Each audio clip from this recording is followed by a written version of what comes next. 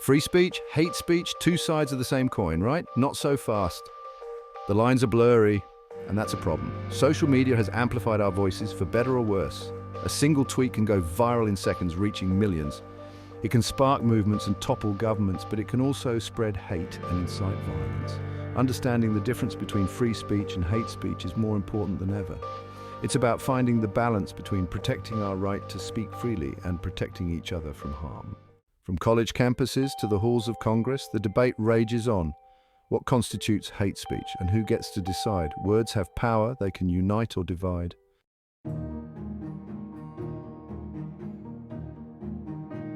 When we talk about free speech, we often think of the First Amendment to the United States Constitution.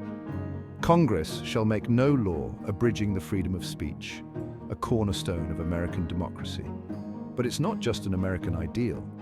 All around the world, democratic societies enshrine free speech.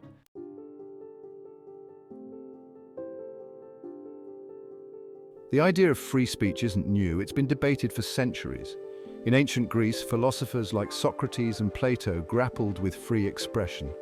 During the Enlightenment, John Locke and John Stuart Mill championed free speech. Free speech has driven social and political change.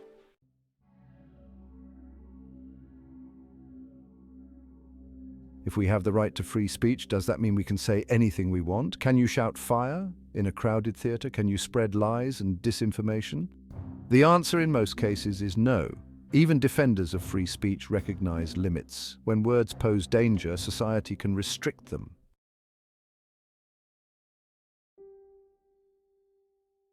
Sticks and stones may break my bones, but words will never hurt me. Words have power. They can uplift and inspire, but also wound deeply. Hate speech has devastating consequences. It targets individuals or groups. It's psychological violence impacting communities.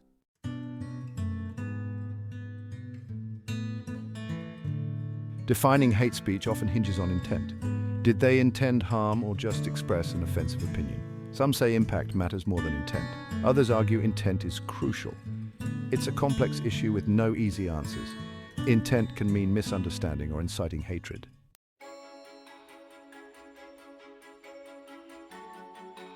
Hate speech lacks a universal definition. What's hate speech in one country might be protected in another. Germany's strict laws reflect its history with Nazi propaganda. The US emphasizes free speech, even if offensive. Let's rewind the clock to 1977, Skokie, Illinois, a quiet suburb of Chicago, home to many Holocaust survivors. Neo-Nazis announced a march through Skokie. The ACLU defended their right to march. The First Amendment protects everyone. The Supreme Court sided with the ACLU. Fast forward to 2015, Paris, France. Charlie Hebdo publishes provocative cartoons of the Prophet Muhammad, considered blasphemous by many Muslims. Terrorists stormed the Charlie Hebdo office, killing 12 people. The attack ignited a global debate about satire, religion, and free speech. Millions rallied around Je suis Charlie, defending free expression.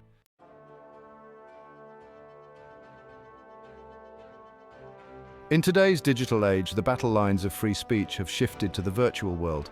Social media platforms have become breeding grounds for both free expression and hateful rhetoric. Governments are grappling with how to regulate this new frontier of free speech. The UK has taken a proactive approach with their Communications Act of 2003.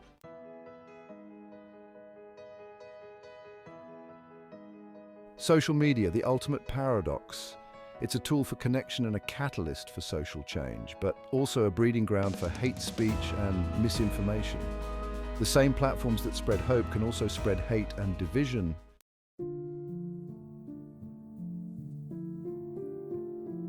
Behind the sleek interfaces of social media lies a complex web of algorithms. These algorithms shape what we see and believe. They can mistake satire for seriousness and dissent for misinformation. This suppresses important voices and amplifies harmful content. One of the most contentious aspects of the social media age is the rise of cancel culture, where individuals face swift social consequences for their words or actions. Proponents argue it's a form of accountability, holding powerful people responsible and amplifying marginalized voices. Critics, however, say it creates a climate of fear and self-censorship. They argue it's driven by mob mentality with little regard for due process or redemption. The debate highlights the complexities of navigating free speech in the digital age. It raises questions about accountability, forgiveness, and the role of social media in shaping public discourse.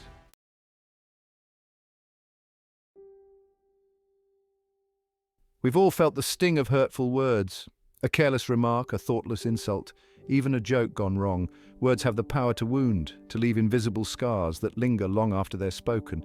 Hate speech goes beyond mere insults. It's a weaponized form of language aimed at dehumanizing and marginalizing entire groups of people based on their identity. The psychological toll of hate speech can be devastating. Studies show it leads to increased anxiety, depression, stress, and even PTSD. Hate speech doesn't exist in a vacuum. It poisons society as a whole. It creates fear, distrust, and intolerance. Normalizing prejudice makes acting on biases more acceptable.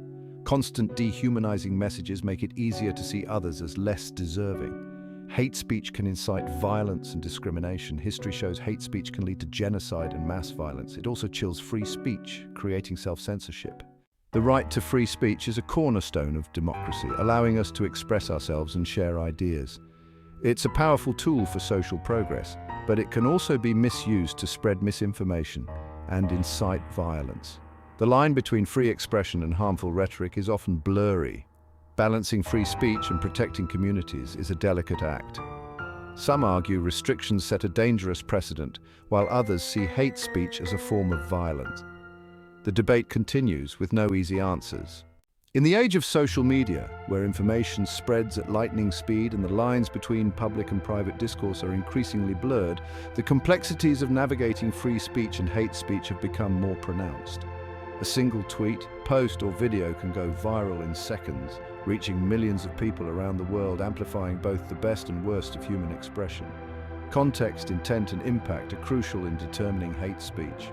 A statement might be hateful in one context, but acceptable in another. Ultimately, the impact of speech matters most. If someone feels threatened or dehumanized, those words have caused harm. Free speech and hate speech, two sides of the same coin, constantly clashing in the public square.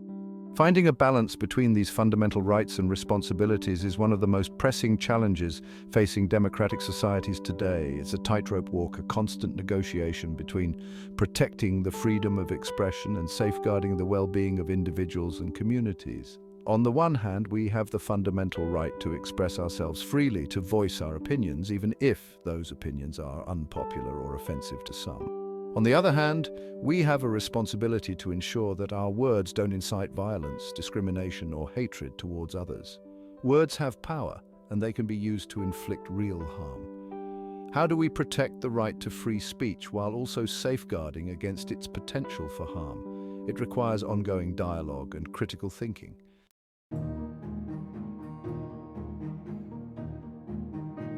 Section 2. The role of the law drawing the lines. Legal frameworks navigate the complex terrain of free speech and hate speech. Laws outline the boundaries of acceptable discourse and establish consequences. They provide mechanisms for redress, offering a path to justice. Crafting effective hate speech laws is difficult. Defining hate speech comprehensively and specifically is a challenge. Broad laws risk stifling free speech. Narrow laws might fail to protect vulnerable groups. Balancing free speech with equality and non-discrimination is crucial.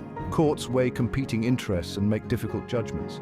Many countries have laws aimed at combating hate speech. These laws vary widely, reflecting each country's unique history and culture.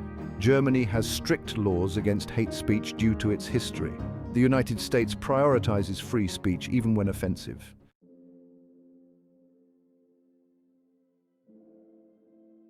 Section 3. Beyond legislation, cultivating a culture of respect.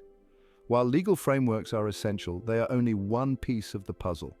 Laws alone cannot create a society where everyone feels safe, respected, and valued. True progress requires a fundamental shift in our social norms and values. Education plays a vital role in this cultural shift. By teaching young people about the power of words and the value of diversity, we can create a mindful generation. Open and honest dialogue is also crucial. We need spaces for sharing experiences and challenging biases. This requires listening with an open mind and engaging respectfully. The media must promote responsible reporting and avoid amplifying hate. Journalists should provide balanced coverage and give a voice to marginalized communities. Section 4. The power of individual action. Each of us has a role in combating hate speech and creating a more inclusive society.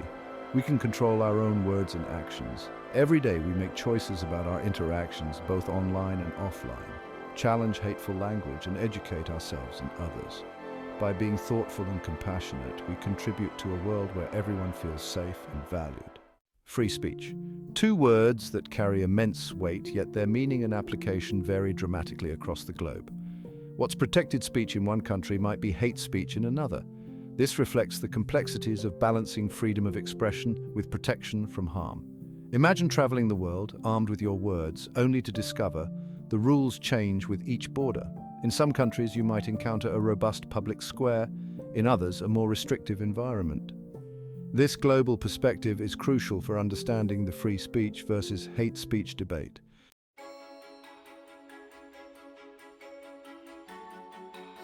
Let's hop across the Atlantic and explore how European countries are grappling with hate speech.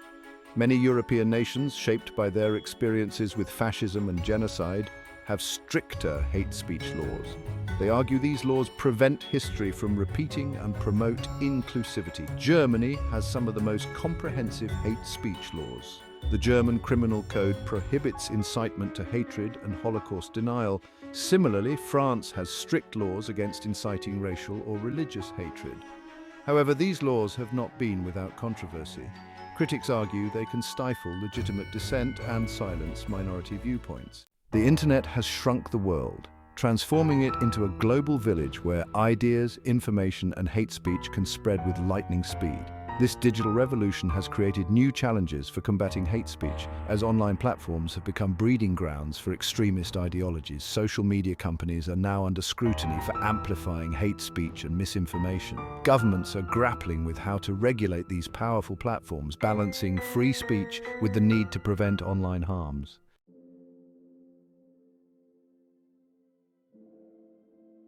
Section 4. Finding common ground, global cooperation and shared values.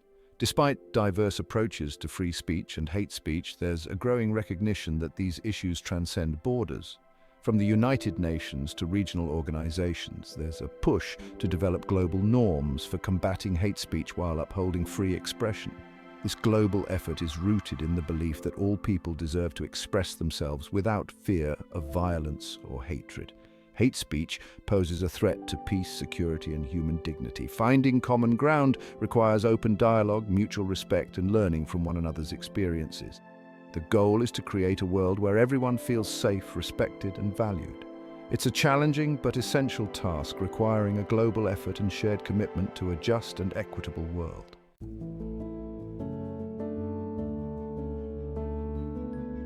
Building bridges, one classroom at a time. Imagine a classroom buzzing with conversation about the power of words, the importance of empathy, and the dangers of prejudice. Education can be a powerful force in the fight against hate speech.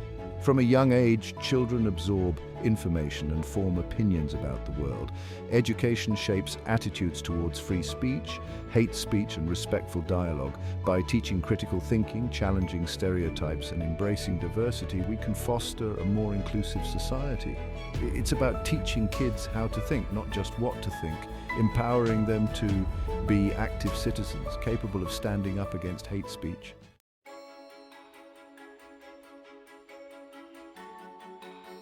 In the age of social media, where misinformation spreads like wildfire, critical thinking skills are more important than ever. Education inoculates young people against propaganda, hate speech, and online radicalization. Imagine students taught to question sources, consider bias, and seek evidence. This is the power of critical thinking, dissecting information, separating fact from fiction, and forming informed opinions. It's about equipping students to analyze information and recognize propaganda, empowering them to navigate the digital age without falling prey to manipulation.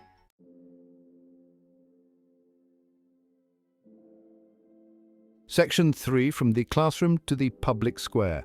The lessons learned in the classroom shouldn't stay confined within school walls. Education transforms individual minds and public discourse, creating an informed, engaged, and tolerant citizenry. Imagine a society where people approach difficult conversations with a commitment to understanding, listen more than they speak, and challenge their own biases. This is the potential of an educated populace, one that values respectful dialogue and embraces diversity of thought. Educational institutions must foster civic engagement and equip students to be active, informed participants in democracy.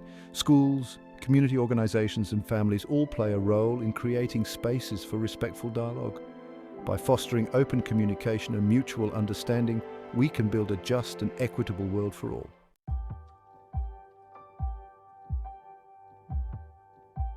Section 4. The enduring power of education. Education stands as a beacon of hope, shaping hearts and minds, building bridges of understanding. It's a long-term investment requiring patience and belief in human potential. Education alone cannot eradicate hate speech, but by fostering critical thinking and promoting empathy, we can create a society resilient to hatred, committed to a future where everyone feels valued. It's essential for the health of our communities and the soul of our democracy. The journey begins in the classroom but extends into our homes and communities. As we reach the end of this exploration into free speech versus hate speech, one thing is clear: the conversation is far from over. It's a dialogue that will continue to challenge us, to push us to examine our own biases, and to grapple with balancing fundamental rights with the need to protect the vulnerable. It's easy to get lost in the abstract principles and legal complexities of this debate, but at its core, it's about our shared humanity, recognizing the inherent dignity and worth of every individual. Hate speech seeks to divide us. It thrives on fear and ignorance. But amidst the discord, there's hope. Empathy bridges divides, understanding challenges prejudice, and compassion heals wounds. This isn't a spectator sport. Each of us has a role in shaping a world where free speech is cherished and hate speech is challenged. It's a call to action that resonates in classrooms, community centers, and legislative chambers. It starts with education and critical thinking. Recognize the insidious nature of hate speech. Engage in respectful dialogue across differences. Support organizations combating hate speech and promoting tolerance.